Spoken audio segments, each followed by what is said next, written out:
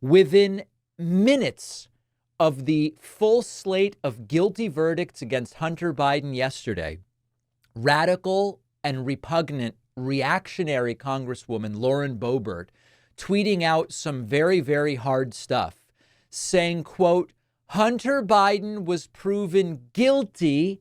How long until dear old dad gets involved and fixes this all up for him? These are extraordinarily stiff allegations coming from Lauren Boebert, particularly since Joe Biden said himself just days ago, he's not going to get involved.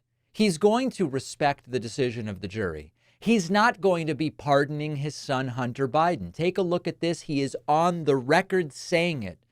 But these MAGA types don't care. They'll whatever they can say, which really should be applied to Trump, they will say. But listen to this from Joe Biden's weekend interview with David Muir.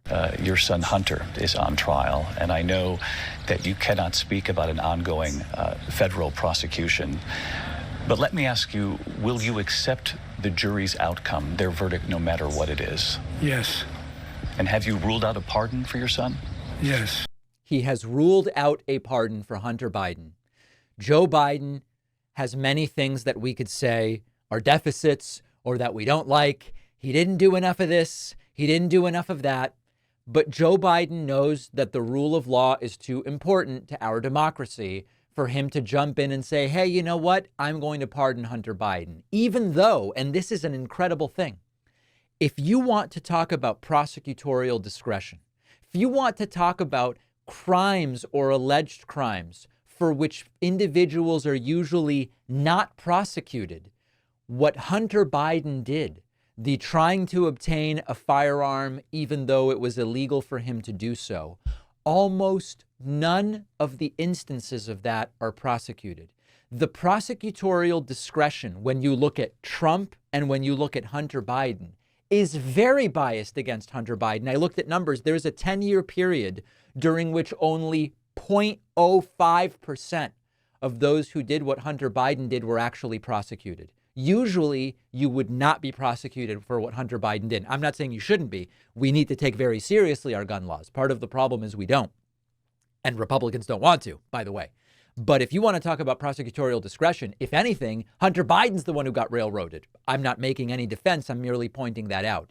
But Joe Biden realizes you can't get involved in that way. And after the conviction, President Joe Biden putting out the following statement, quote, as I said last week, I am the president, but I am also a dad.